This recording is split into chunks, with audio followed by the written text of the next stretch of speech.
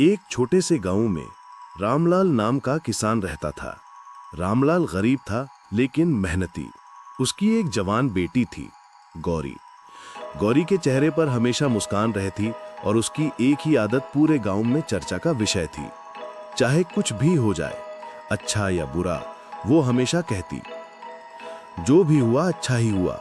शुरू शुरू में रामलाल और गांव वाले उसकी इस आदत से परेशान रहते।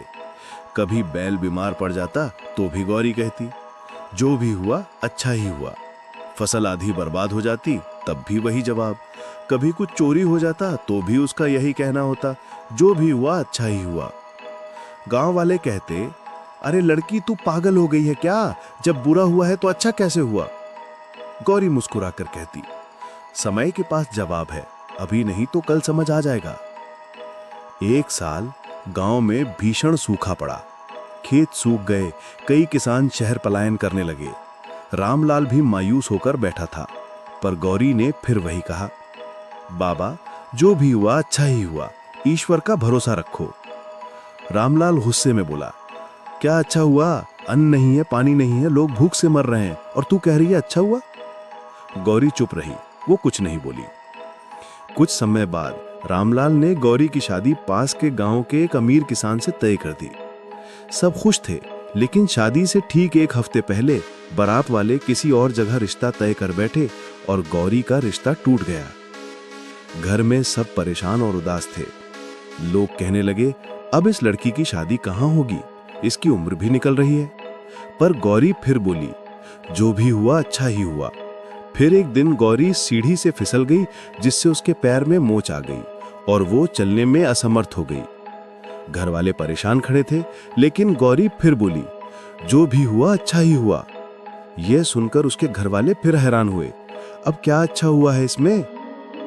कुछ देर बाद उसकी सहेलियां उसे बुलाने आईं जंगल में लकड़ियां चुनने के लिए, लेकिन गौरी चल नहीं पा रही थी तो उसने मना कर दिया। सहेलियों के जंगल जाने के बाद आंधी तूफान भी आ गया, लेकिन गौरी के मुंह से वही निकला, जो भी हुआ अच्छा ही हुआ। कुछ देर बाद खबर आई कि उस जंगल के इलाके में डाकू आ गए हैं।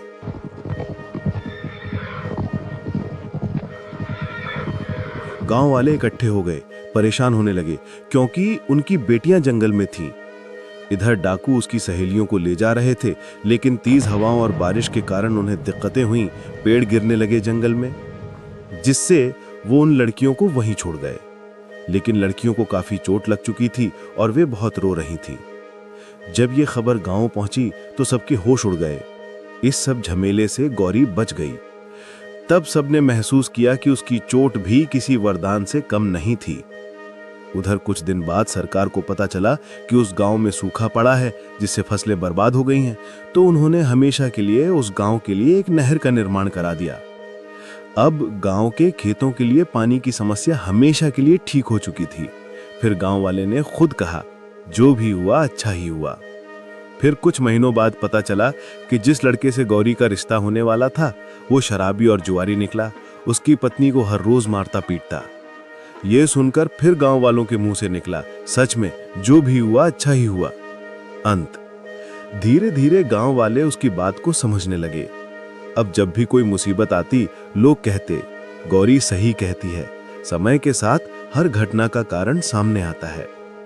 रामलाल भी अब अपनी बेटी को देखकर गर्व करता और सोचता, सचमुच जिंदगी में जो भी होता है किसी न किसी अच्छे कारण से होता है। गौरी की ये सोच पूरे गांव में फैल गई। लोग निराश होने के बजाय धैर्य रखना सीख गए। कभी कभी जो हमें बुरा लगता है, वही आने वाले कल की सबसे बड़ी भलाई का कारण बनता है। इसलिए हर परिस्थिति में विश्वास रखना चाहिए कि जो भी हुआ अच्छा ही हुआ। प्यारे साथियों, तो कैसी लगी आपको ये कहानी? कमेंट बॉक्स में जरूर बताएं। वीडियो को लाइक और चैनल को सब्सक्राइब जरूर करें। मिलते हैं अगली वीडियो में। आपका जीवन और परिवार सभी आनंदित रहें। धन्यवाद।